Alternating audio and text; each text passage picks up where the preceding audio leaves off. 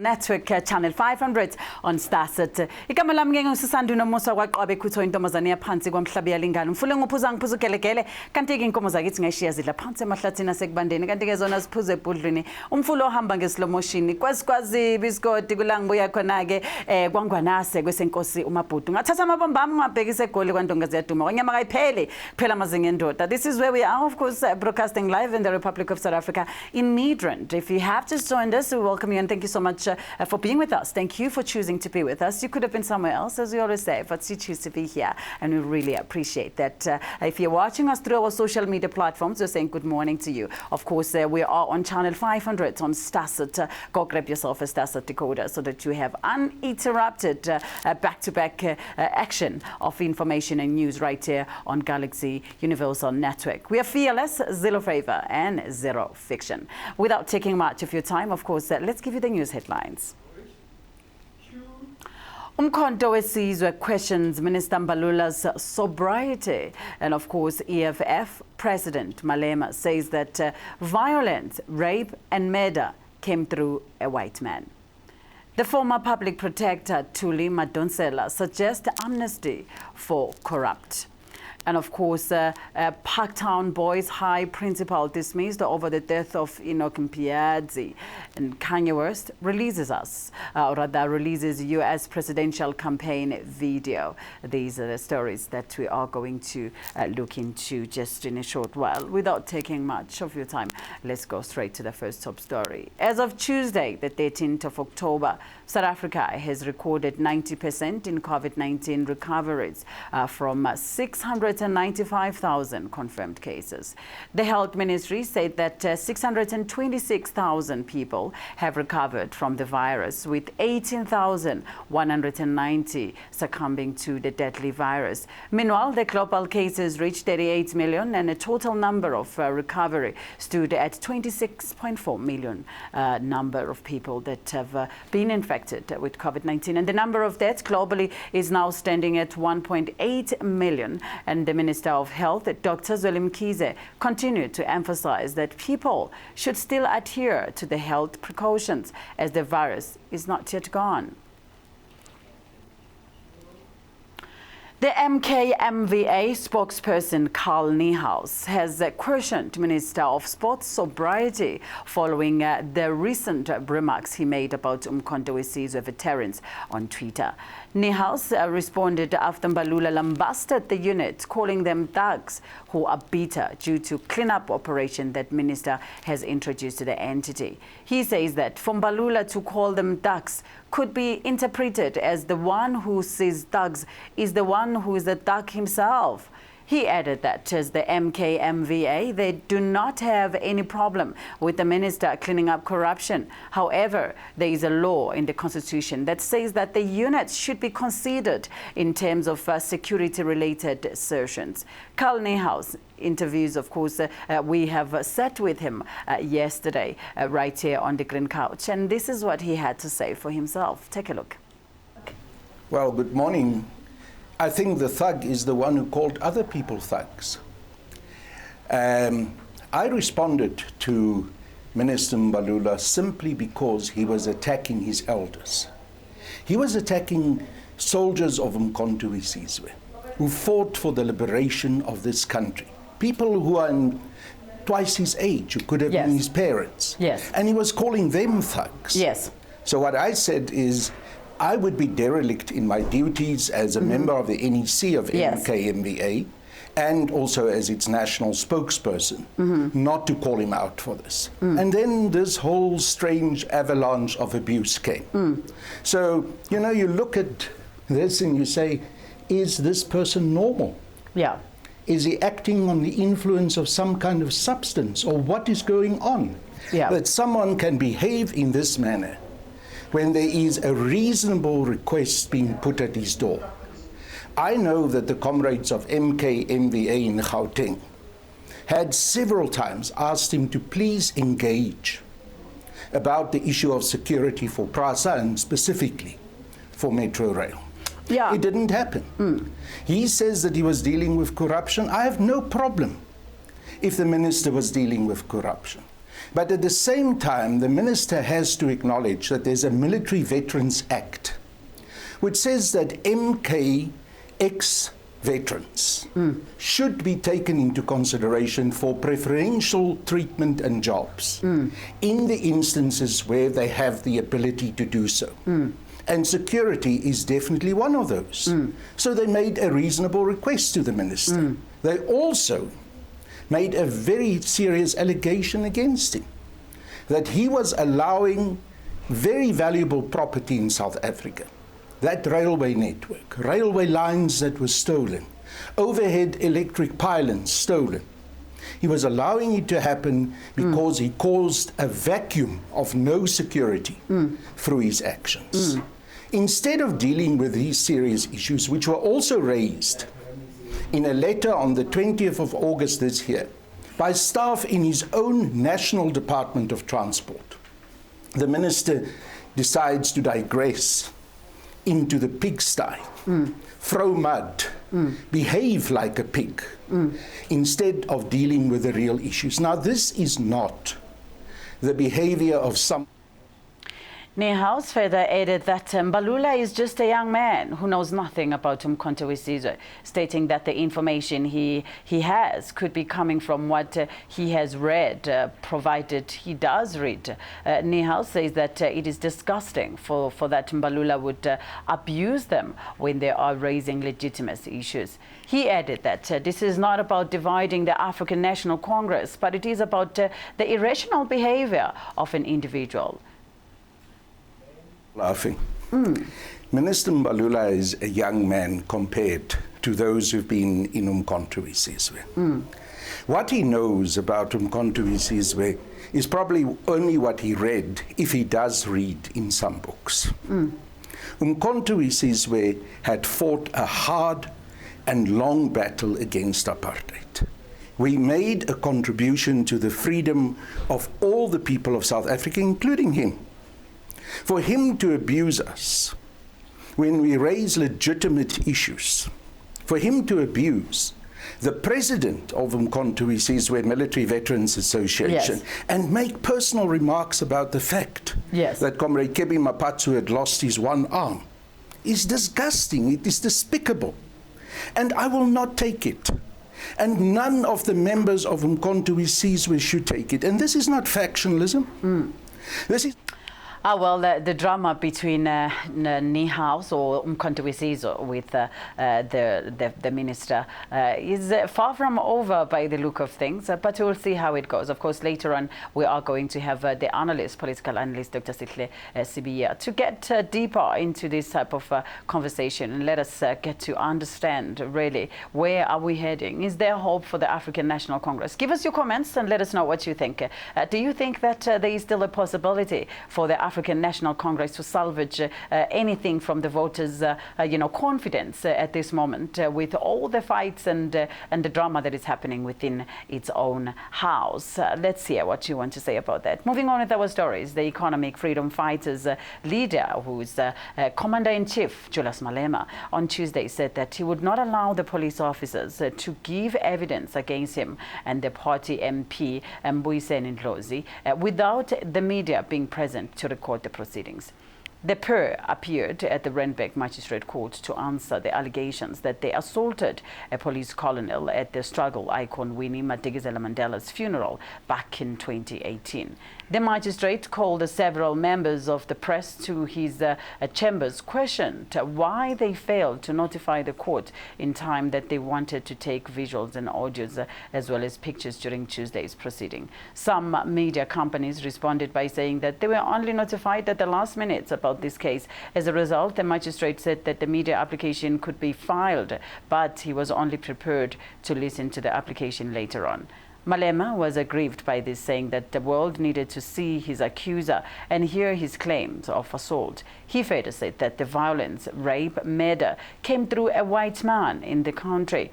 Malema added that on Friday they will embark on a mission to face a white man face to face, as they will be heading to the Senegal, whereby incensed white farmers torched a police vehicle last week. At the same time, the FF supporters continued to protest outside the courtyard. meeting here, police will come. White terrorists, when they meet in time to wear a stinking boot and go where a black man is gathering peacefully because they've got no respect for a black man. Banana Uri, where black people meet, there will be violence because they associate us with violence. We are not violent people. Violence came here through a ship in 1652. It was brought by a white man. Rape was brought by a white man. Abuse was brought by a white man.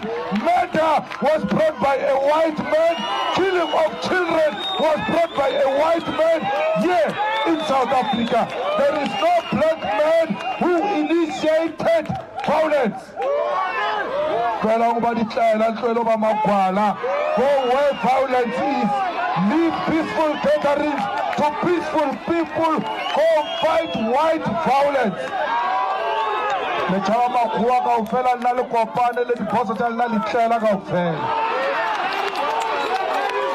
You are scared of white. We are not scared of white people.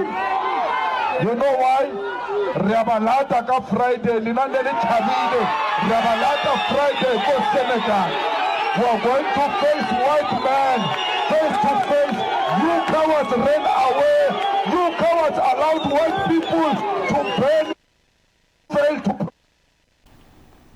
The former public protector Thuli Madonsela is urging South Africans to consider offering amnesty to corrupt individuals. Madonsela said that South Africa could consider lowering the consequences for corrupt people who played a minimal but critical role in the act. She elaborated, saying that the thought is based on two things, namely from what is happening in the state capture inquiry led by Deputy Chief Justice Raymond Zondo, and also that sometimes you have to let go of certain things and give people some kind of amnesty. This is not just the first time that Madonsela has made this kind of suggestion.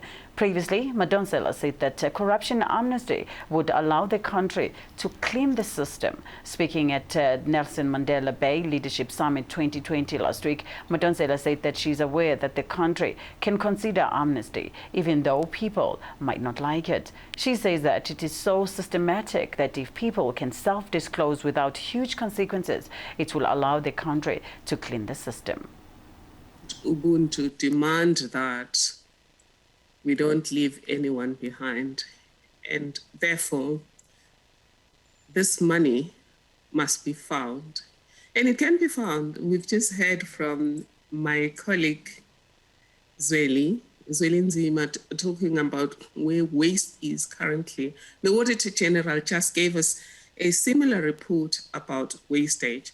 And therefore, we can pull back some money from corruption. We can pull back some money from fraud. We can also pull back some money from overbilling and overpayment, as well as false billing by government. And that's a lot of money that can be taken back. Just look at what has happened to PPEs. If you had asked for that money and said you needed to give this money for it. The Gauteng Education Department has announced that it will be dismissing Parktown Boys High School Principal Malcolm Williams for his role in the death of pupil Enoch Mpiadzi. Mpiadzi, a 13-year-old grade 8 learner, drowned during an execution at Nyati Bush and River Break in the Brits in Northwest in January 2020. An investigation by the department made a number of damning findings, including that educators and facility supervisors had been negligent. It was learned that the boy did not have a life jacket when the makeshift boat he was on collapsed. Williams is alleged to have allowed the execution, or rather the exclusion, without being given the green light. He is also said that to have failed to ensure that a proper roll call is maintained throughout the trip. It also later emerged that the boy was not the first to die at Nyati Bush Lodge, as the grade 12 pupil also lost life during an execution back in 2012. The Gauteng Education Department spokesperson Steve Mabona explains. Steve Mabona, Gauteng Education spokesperson. Well, as the Gauteng Department of Education, we wish to confirm that today, the 12th of October, 2020, we have served Mr. Malcolm Williams, the principal of Parktown Boys High, with a notice for dismissal. This emanates from an incident which occurred on the 15th of January 2020. It is alleged that Mr. Williams caused the school to undertake an excursion where they were taking grade 8s for an orientation in a place called Nyati Bush River Camp in Breds. And he also failed to make sure that there is a roll call that was taken before the learners will then undertake this process. So lack of approval that was given by the department then caused him to be charged that there was no approval that was given or granted rather. The third misconduct was that he did not take necessary safety precautions which might have led to the death of one learner, making sure that all learners have safety. It's time for us to take a very short commercial break. When we're coming back, we've got more news and updates for you right here on Pan African Morning. Please still stay with us. Make massive moves. How can you say that? That is what it is. Your mother eloped with someone else. I just think this is such a genius idea. I think it's amazing. I can be happy. It's inside you. It's inside of all of us. It's about cooking smart that are nutritious and delicious. President Trump acknowledging the coronavirus death toll could be significantly higher. We don't want to do this. There is nothing you can take. Jerusalem. Surviving roommates scared. The heavyweights arrive. Inside, finds Pachulia, blocked by Jane. This is the will of God.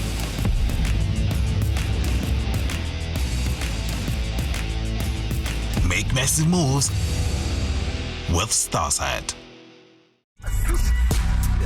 Make massive moves. Picture perfect, you don't need no filter. Another one. Jerusalem,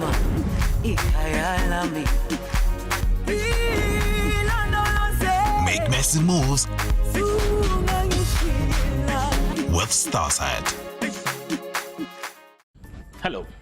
The fourth industrial technology era has forcefully changed how every profession has been working for its clients. The world has become smaller than what we used to think. Imagine the ease of talking to a person who is in Australia, China, or Germany while you are in South Africa, as if you're just next door. The ease that globalization and the fourth industrial technology have brought to humanity entail doing business anywhere in the world as long as you have the purpose and the means. It is our expertise as MB Chabangu Incorporated to advise clients immigrating to South Africa on various permits and on opportunities for travelers who intend to sojourn in South Africa for a longer period of time. Ayé náà ti kéré ju èyí tí a rò lọ. Nítorí náà, ìmọ̀ wa ní ìsìlọ̀ àti òfin àgbáyé ṣe wá ní ọ́fíìsì àkókò lórí àwọn ìṣòwò ilé àti ìgbaniláyé láti gba ìwé ìrìnnà fún iṣẹ́ òkòwò. Ho MB Chabangu Incorporated, re ba eletsi dinotari le basebedisi le di ofisi tsa rena kwa Pretoria, Johannesburg le Bloemfontein. MB Chabangu Incorporated e humanega ga bonolo go bareki ba rena. Go humana tlhagiso leseding ka botlalo re kgopela le re leletse mogala go 012 341 4187 go ba le re ngwalele lengwalo tsebile go admin@chabangu.co.za. MB Chabangu Incorporated, mo mathata a humanago tharollo.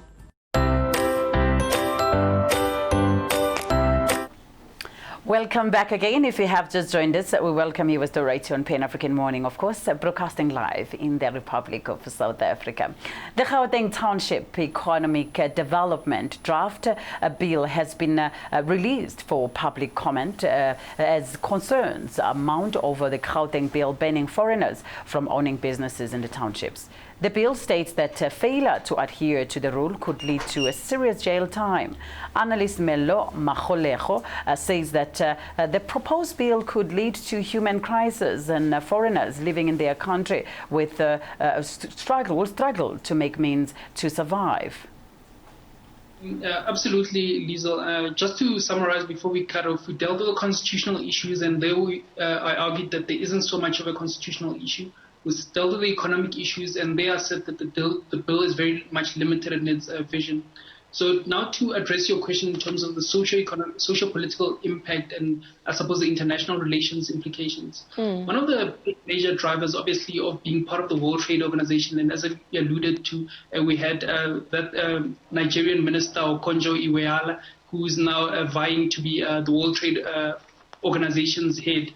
Obviously, one of the big issues that they monitor there is in terms of tariffs between countries. And I think the bill in itself, I mean, obviously does not impact in terms of South Africa's international standing on the tariffs and what tariffs that goods get charged as they're coming into the issue. So what we're dealing more with, as you correctly pointed out, is issues of perception in terms of South Africa's ability to be able to absorb and engage with different nations. I think there, for me, there's a number of issues to deal with, right? The first issue isn't the fact that South Africa has a lot of foreign nationals living within the country. If you're going to ban foreign nationals from doing business, what you're going to end up doing is that you're going to create a humanitarian crisis within the country to the extent that a lot of foreigners are not going to be able to, suppose, have a meeting subsistence of the daily living requirements, right? So a very interesting take in there with regards to this township business bill that is being proposed. And we hope that South Africans, of course, will jump in and speak on this, and let's hear, so that maybe it could curtail down a bit of, violence against foreign nationals in the aim of, as they are claiming that they are taking their jobs. On the Green Couch right now, we are joined by our analyst who looks into the entire African continent, Tapiwa Diamond, to speak to us. Tapiwa, good morning, and it's a pleasure to have you on the Green Couch this morning. Good morning, Sisanda, and thank you for having me. And good morning to the listeners and viewers of Gun Television Station. Yes. Now, this new bill that is being introduced, what would it mean to first, especially to the foreign nationals, if now they are burned from doing business in our townships? This is where we believe that at least most of the township businesses that you find there, they are belonging to foreign nationals. Obviously, this is going to have a huge impact in terms of the migrant community, the small migrant community, which has been operating the spaza shops in Gauteng. But probably what is critical to understand in this is that the notion that we need to put South Africa first is very important. Because in Africa, we speak to say whenever there's issues happening at your house, you go to a neighbor's house. Yes. And when you go to a neighbor's house, they've got different rules, they've got different regulations. If they switch off their television station at 8 o'clock, you have to abide by the rules and regulations. Of course. If they say you have to go and do dishes, you obviously have to go and do dishes. Yes. Because you are now a visitor. You don't have more rights. So it is critical for the South African government to put South Africans first. That must not be an issue that is debatable. Yes. But we then have to look at the rationality of certain instances. As an example, looking into the issue of spaza shops, the question is how much and how many migrants are involved in this? We look at the location of those migrants to say, for how long have they been in those locations? We look at the dynamics of the business. For the government to introduce a bill only in Gauteng, also saying that in specific certain pockets of Gauteng, it tells us that they are testing waters to see whether or not this is going to work. Yes. So that is what they are currently doing now. But if the government brought a bill which had a blanket approach across board, at least we would say they are not testing waters. They've done a research, because there's a notion that the migrant community is taking jobs for the locals and they're taking businesses for the locals. That is why now they are saying that for a person in the bill to own a spaza shop, they at least should have a permanent resident status. So we look at the rationale to say, what is the importance of having a permanent resident status when you're owning a spaza shop? Spaza shops, they don't need a lot of income for a person to start. You don't need a lot of money. You don't need a lot of expertise in even having a spaza shop. So yes. we try and look at the rationale surrounding all those issues. Yeah, well, in my understanding, I mean, the bill would obviously be in a space where they are trying to maybe fight against a large number of inconsistencies when it comes to people being in a position to, you know, claim some typical type of businesses. But now, how will this affect, of course, South Africans? If they say now, because we understand that a large number of those people in townships, they survive from these businesses in terms of they buy next door. They don't go far because they don't have money to travel and wherever, but when they need bread, there is just bread nearby for them to get it. And, you know, we understand that they also come in terms of ordering your stuff, ordering your stock and stuff like that. These people have got their own warehouses and stuff where they buy these things. Will South Africans survive? You know, will they be able to maintain these businesses like the way these foreigners maintain this type of businesses? So what is interesting about the spaza shops is that it's not brain surgery operating a spaza shop. You don't need to have a qualification to operate a spaza shop. And the model that they use is there's no secrecy. You know, if you go, as an example, to KFC or McDonald's, they've got a secret. You know, when they do their chicken, there's a secret that they have that they can't disclose to the community. But when it comes to the operationals of a spaza shop, anyone and everyone can do it. Yeah. It's an issue of passion. The spaza shop owners, those who are in the migrant community, they are operating in our communities. They go rent out space. It could be a house, backyard, at the front of a certain person's yard in the community. They are allowed and they are given that space. They've also developed an intimate relationship with members of the community. And most of them, they've been having these businesses for years. You know, people also can, different times, sometimes when a person does not have money, it's easy for them to go and buy on credit from these spaza shops. And this is how intimate, this is the intimacy which has been involved. This is how the communities have accepted to live together with those who own spaza shops. And business has been going very well. But now then to come and say, a person would need a qualification. I would understand if the bill introduces the fact of saying that they need to at least pay some sort of taxes. They need to be registered first for them to operate a spaza shop. They need at least to focus on issues of Occupational Health and Safety Act. Yes. You know, that would make a lot of more sense and rationale towards this. Yes. To call for a qualification, it then would cause a lot of spaza shops to be closed within these communities. And during COVID-19, spaza shops are reports to say, well documented to say, the spaza shops played an important role in terms of food security in the communities that we have. So it's going to have a huge impact if the majority of these spaza shops are closed in our communities. Do you think that probably the foreigners, could it have a different impact to the foreigners in terms of maybe them jumping into other forms of crimes, if in case, not other forms of crimes, as if spaza shop is a crime, no, but getting into maybe type of a crime if they say, no, what I was relying on, I'm no longer allowed to do, now what else can I do? Can it have a negative impact into our society in terms of maybe the increment of crime? Because, I mean, if you don't have a work permit, you don't even have a South African ID, you are not qualified to do any of the jobs, and the little things and the simple thing that you could be able to do is now taken away from you. It leaves you with no other option, probably, by just trying to find ways of surviving, isn't it? In terms of a direct link between a person not having a job, the closure of spaza shop, and also having issues directly related to crimes, there's been assumptions within the communities. Number one, the biggest assumption is that the migrant community are taking the local South Africans' jobs. Number two is that the majority of the migrant community are involved in crimes. There is no direct link that is proven based on information, based on tabulated information that proves that the presence of the migrant community in the societies, in the communities, has led to crime. So without direct evidence that even says that the majority of the migrant community are taking the local people's jobs, without that being tabulated, without that information in our communities, it remains nothing but an assumption. Yeah. The direct link of the migrant community and issues that have to do with crime in the country, they have been said, but it is information which has not been proven. So Yes. from wherever we are, based on the information that we have, there is no direct link, and it would not result in having high numbers of crime, because in each and every society, Yes. we Yes. have good elements, Yes. and we also have got bad elements in the communities. Okay. Right now on the line, of course, we are joined by an attorney, of course, Mr. Brandon Shabangu of MP Chabangu Incorporations, speaking to us right here on Galaxy Universal Network. A very good morning to you, Mr. Chabangu, and warm welcome, and thank you so much for joining us this morning. Good morning to you, Susanda, to the viewers and the listeners.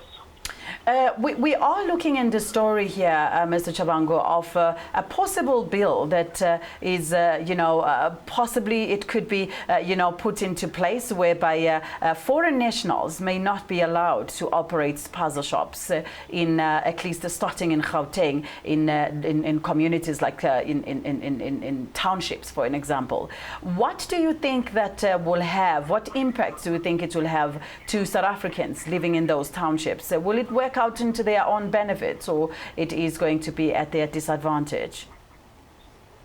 Well, Sandra, let's start off by correcting the narrative going around.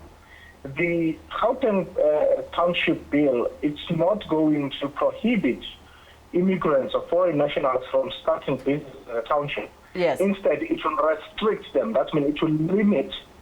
There will be a form of a quota that must be put in place.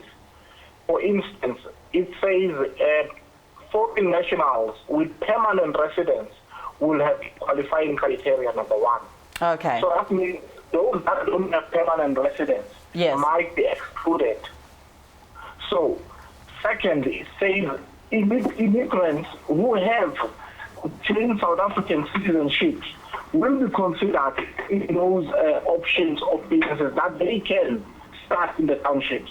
Yeah. So the narrative going around that if you prohibit foreign nationals is not correct. Instead, it will create a form of a quota, restrict, and put certain stringent requirements that must be followed for a foreign national to start a business in the township.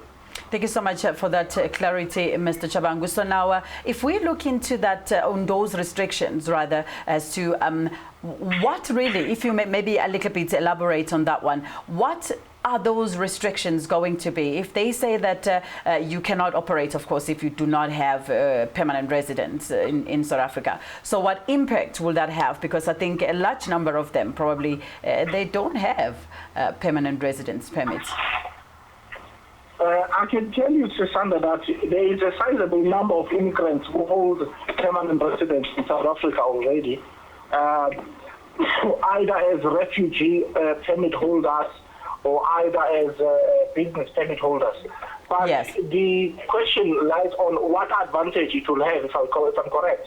Yes. So what advantage it will have to our fellow South Africans. Yeah.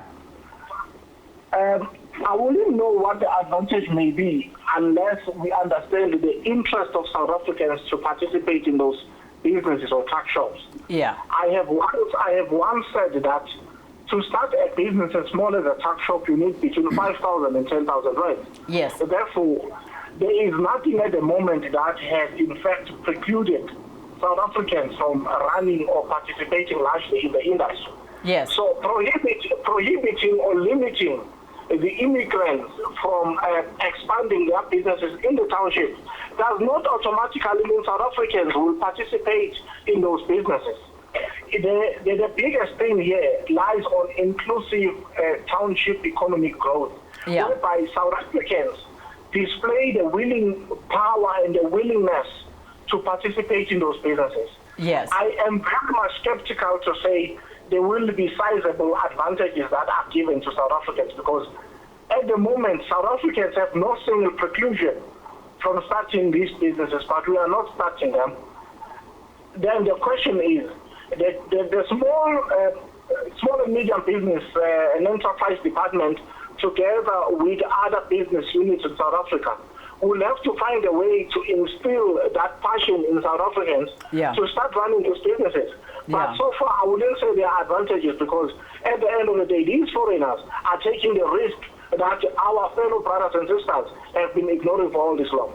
Yeah, so you just mentioned here to say that South Africans, most of them, they do not want to take up those opportunities because opportunities have been there. But we have seen in the recent years the spate of violence against foreigners when they were saying that they want those opportunities. They do want, those spaces. But unfortunately, those maybe rental spaces have already been occupied by foreigners, and therefore they are not able to maybe even try to occupy those spaces because already they are taken by foreigners. Now, don't you think that this might also cause violence if ever maybe they are saying, because you just clarified something here that initially we understood it differently, and right now a large number of South Africans may not understand it as well. It's something that we know, that the information will fly out there and they'll be like, yeah, foreigners are now restricted from exercising that right of owning a spaza shop. However, they will not get proper information, and it might cause violence. Don't you think it might? Do you think South Africans would be ready to understand this information and actually implement it as it's supposed to be, or it might be risky for foreigners? Let me start off by mentioning again that it is not a blanket preclusion of forbidding of foreigners. As I say, it will be a restriction in a certain sense. Coming back to your question on whether that says South Africans will complain that they don't have the spaces are taken by foreigners, that is not a complaint that South Africans raise. If you check in all the streams of xenophobic attacks we've seen, especially if they are targeted to businesses like tuck shops, the complaint by South Africans is that, one, the foreigners, they have what you call a buying power by means of solidarity. That means the foreigners, they are able to come together and are able to get things cheaper at the wholesale or manufacturing market. Yeah. Two, the other complaint by South Africans was that immigrants, because the spaza shop market, we may say it's not as regulated as it should be, they will be selling expired stuff. They tamper or fiddle around the expiry or best before dates on the product, and most of they sell counterfeit food products as well. We have seen how a Chinese was arrested in Southgate for manufacturing water and brand them as Valkyrie. We have seen how yeast was being made in Jimistin, which was not approved by the necessary food quality assurance, and so forth. We've seen how even Albany bread has been bootlegged by some of the foreign nationals. Therefore, those were amongst the primary complaint. The complaint that led to these attacks were not per se that South Africans have no gap to penetrate the township market. The South Africans have always have, and they still have even now, the advantage because, one, these foreigners, they don't come with a building or with a 60 square meter box house and put it in the township. They get these buildings where they install the shops from us. And we have the equal opportunity to tell our aunties and our cocos that I am also wanting a tuck shop. Instead of renting to this Pakistani or Somali or Bangladeshi, I am here, my name is Mduduzi, and the South Africans, I'm willing to run the business, I will be able to pay your rent. Because one of the biggest problems is this, our aunties in the townships, all they want is rent. They want as little as 800 rands a month. Our unwillingness and our energy to begin is the problem. I am not going to answer about the violence that has erupted because of these complaints, but the blanket statement that lies out there that says foreigners have been forbidden or are going to be prohibited is not completely true. It's like in Tanzania. In Tanzania, they will tell you, in a certain area, the ratio must be 3 to 7. Meaning out of every 10 businesses, 7 must be by Tanzanians, 3 must be foreign nationals. That's what South Africa seeks to achieve.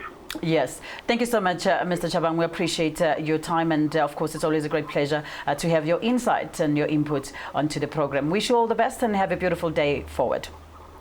Thank you very much, sir.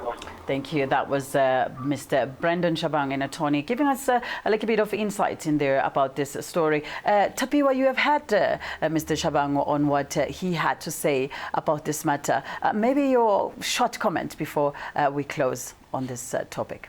So, like, I concur with what he's saying, that the space has always been there, and the communities where they are operating in, they've already integrated them into the communities. And the other notion is that the counterfeit good, the expired goods that are being sold by those who own spaza shops is fake and is old and it is rotten. Look, every time people go into the streets and say we want to close them down, whenever they've attacked spaza shops, we have seen people going to loot on the same food, and they consume that food. So if that food is rotten, if that food is counterfeit, why then are people in communities going to take the food, to loot the food for their own consumption? So it tells you that there's always an underhand, there's always a third force that goes into certain communities and instill violence. But in terms of saying that, is there contestation of space? Is there space available for all these businesses? Space is there. It's an issue of risk where certain people do not want to take that risk and open their own businesses. Well, we have seen, though, I would like to differ a little bit on with regards to saying that if the food was, expired or whatever, we have seen, evidence of food that was being sold into some stores that has expired, and unfortunately our people will loot it anyway. It's not that because now it is expired they will not loot it, because they will realize that, oh, okay, well, I ate this yogurt, it has expired, but I didn't die, so I might as well steal it and eat it again, as they were doing during the looting. So it doesn't stop them anyway, in terms of going with that. Maybe your closing remarks with regards to this bill. Are you expecting to see any change in, the influx of foreigners coming into the country? Probably they would think that maybe there is not much future in the country if there are now restrictions in terms of them starting their spaza shops. And we're not talking about just the spaza shops that have a rental space. We are now talking about itafula, your outside table that they put on the side of the road. Those will also be restricted as well. The issue of policing is the one which is critical. The end user, the people who go into certain communities, Occupational Health and Safety Act, the Department of Home Affairs officials, they are the gatekeepers in terms of making sure that the undocumented migrants, the undocumented foreigners don't enter into South Africa. As long as they are inside of South Africa, it's going to be impossible to stop them from operating certain businesses because of the issues of regulations. A person who's selling fruit and vegetables outside, they will not be documented. And also some of the spaces that they will occupy is not demarcated by the municipalities, and it does not require them a license. So for us, for the bills to have certain bills which only focuses on spaza shops and microeconomic, small pockets of the community, there is a bigger pie that we need to look at. We look at multinational companies, we look at how they are looting in the country. So, but half the time we know that politicians before elections, they always want to say we are putting South Africans forward. There's always that notion where we have seen political leaders getting involved, assuming and telling the communities that XYZ foreigners are taking your jobs. But trust me, if we go across into as an example, sport of soccer, we have foreign coaches who come into South Africa, number one. Number two, we also have got soccer players who come from outside of South Africa. The question is, do we not have enough local players to play? As an example, Kaizer Chiefs, there's Katsande who plays. There are more better players locally who can play better than him. But it's an issue of selection, the selection of the field, the selection of the marketplace, where we look at one field and we put regulations, yet in another field, there are no regulations. Well, with those, Tapiwa, I also tend to differ, because that's a special skill type of, and we all know, we always see it. That's why Bafana, if ever South Africa had the best players that we're going to be playing in this country, Bafana will be one of the top teams in Africa, but we hardly even qualify for Africa Cup of Nations. I'm not talking about the World Cup. So it's a known fact that a lot of good crop that we have in our country as best players, because when we're comparing in terms of, and apologies that I'm sure now our producers will kill us now that we are, deviating from the actual topic. But I wanted to clarify that to say that when we are now comparing South Africa in terms of the normal Premier, the PSL, we are on top. That's just because of foreign players that are playing in the country. Now, the moment we have to be now marked as a nation, we are at the bottom. That simply means that we do not have at least proper development of young players that could maybe play better than Katsande, just to answer on that. But anyway, thank you so much for your time, and it's always a great pleasure to host you on this one, and we're definitely going to have you sometime quite very soon, and we're looking forward to your weekend debut. We'll have to get to see you doing your thing in there on your entire 1 hour Dressing Africans. We are going to be taking a very short break. When we're coming back, we are going to be talking to the analyst Ubaba Usomadoda Figeni, speaking about the story of Thuli Madonsela, saying that people that are involved in corruption, they must be given amnesty. I just kind of don't understand it, though, because she is or was a public protector, and in that very same time she was standing for the community to be protected. Now you're saying give criminals amnesty? I don't get it. It's time for us to take a short break. We'll be back in a short while. Tech Talk brought to you by Tamani Technologies and Systems. Tamani Technologies and Systems takes leadership in 4th Industrial Revolution. The whole world is facing a transformation. The revolution will be developed into the following stages: digitization, cyber security, Internet of Things, managed services, document management, and business applications. We provide business transformation and ICT solutions with presence in 13 African countries and 2 European countries. We are your leading partner in integrated platform providers, innovation leaders, standalone products, and innovation pace setters. Tamani Technologies and Systems, delivering value across continents. This is not your ordinary cooking show. The show where we do all things amazing, all things African. Over here, we educate.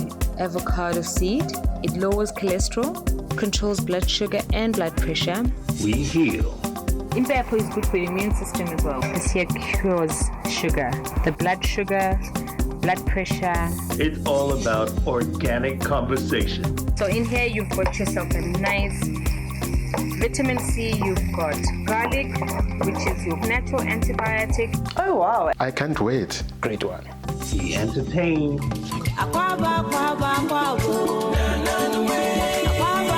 And purely African food. And this is how you finish it up. With a slice of lemon, you just dig in and you eat and you get healthy. Welcome to the home kitchen.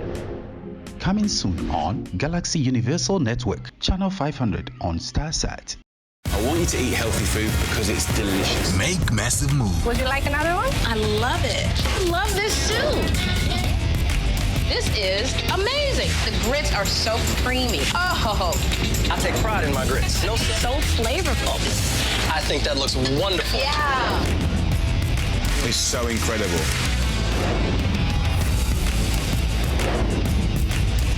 Make massive moves with StarSat.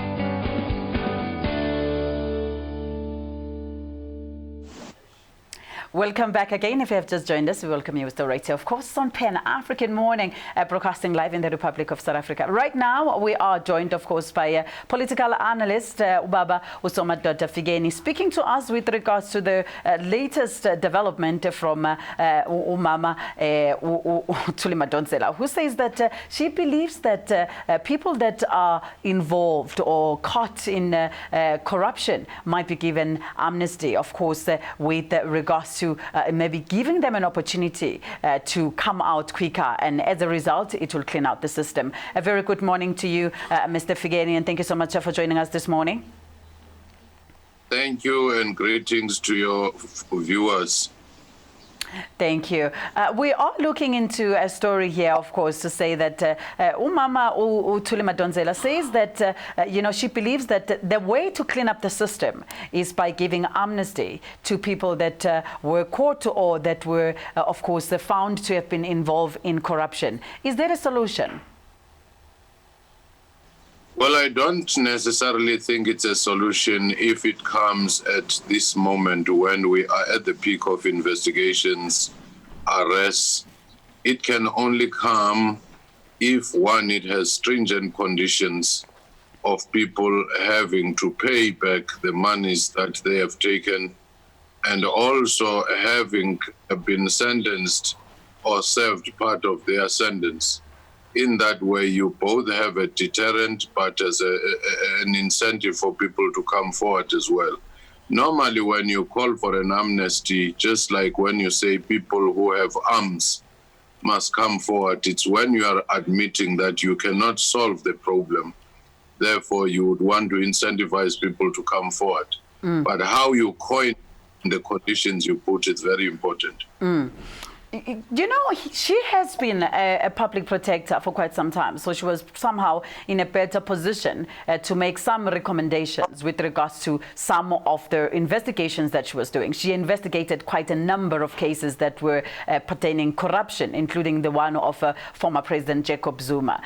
Do you think probably that there might be a shift in terms of, taking a certain position? Why was she not making these recommendations when she even had a position to be in a better space to make these recommendations against the people that she was investigating? Now she is not in that position, but now she makes these recommendations to say, oh, I think maybe this should happen. Is she maybe somehow feeling that it must be given to this class of corrupt individuals, other than the ones that were found by her? Well, I doubt that could be the case, because at the time when he was the public protector, just like being a judge, it would have been improper and also in conflict with her position to recommend amnesty. Yeah. Now that she say it's because I'm the head of a foundation, I'm also a scholar now, we have discovered certain things, we've compared across the countries. Yes. Now she's had to make such recommendations, but by the way, such recommendations would also affect the very people she had fingered out. No, for sure. Do we see this happening, though? Do we think that probably we might have South Africans being given amnesty and will really, as she said, that she's hoping, or maybe this is with regards to having to curtail the number of people that are involved in corruption? If they can come forward and say, listen, I was part of this thing, will it help reduce the number of corruption incidents taking place in the country, if they know that maybe if I come forward, I will quickly get out of trouble? Well, I do think that it all depends on how it is crafted and the conditions put to it. For example, if you have to declare what was taken and allow the state to recover such costs, such as your properties and other things which were ill-gotten, and if you may serve a portion of your sentence, but it is reduced, of course, for those who are old and frail, maybe just get off without serving a sentence. It may just work, but it will work if there is the strengthening of the law enforcement going forward, and also making sure that you have more stringent measures to punish those who come thereafter. You just recognize a particular phase in the history of our country.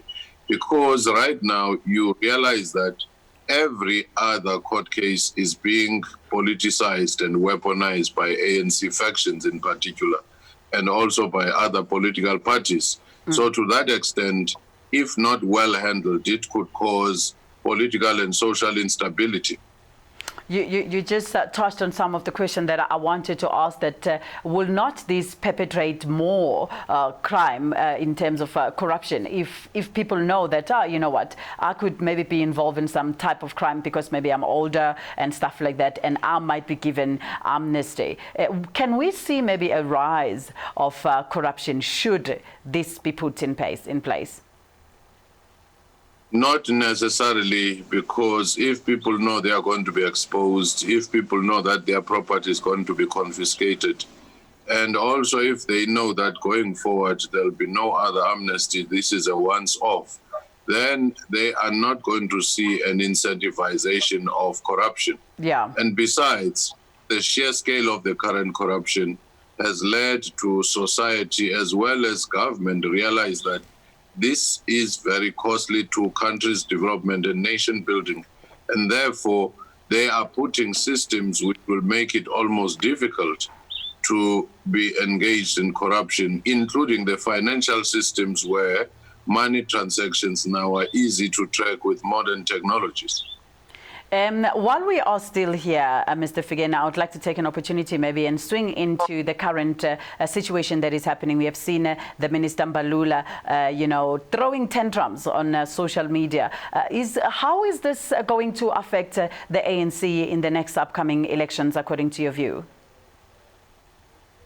Well, it will affect the ANC because ANC remains a very divided political formation, and worse now that some of the members are facing criminal charges or charges of corruption. You are beginning to see a hive of activities where every other person is claiming that this is a political witch hunt. Yeah. Even the very that single out Mbalula for PRASA by the MKVA, which is known to be closer to Ace Makhashula and the former President Jacob Zuma, you're more likely going to see more of these scenes where ANC internal factional battles are beginning to spill over to the functioning of the state. No, definitely. And, we spoke yesterday to Carl Niehaus, trying to figure out as to, is there hope in terms of ANC ever being in position to sit down sometimes and maybe resolve these matters on their internal structures? We understand that, most of other parties have got their own crises. We have seen that the DA mostly, their skeletons mostly comes out once a person is leaving, then you get to see them. Is there a problem within the ANC on failing to handle their own internal issues internally? Well, so far, I think they've failed, and it doesn't help that the leadership at the top doesn't have a vision beyond these factions. They are deeply implicated themselves. It might take ANC losing power, or it might be having a very decisive leader with a strong mandate in coming elections to be anyway. But also it may take an electoral reform that changes the power of selecting leaders, which is now hands of the party leaders, but take it back to the people. Yes. Mr. Figeni, thank you so much for joining us, and we really appreciate your time and your input onto the program. Highly appreciate it. We wish you a great day going forward. Thank you very much. Thank you. That was the political analyst, Ubaba Usoma, Dr. Figeni, giving us the insight on that one, which we appreciate very much, into looking into the state of our politics at this moment. It's time for us to take a very short break. When we're coming back, we've got more news and updates for you, and we must remind you it is a Wednesday today, so we've got to take a look at your, your body. How are you? Are you fat? If you are, Ephraim is here to help you fix the facts. Stay with us. Make massive moves. How can you say that? That is what it is.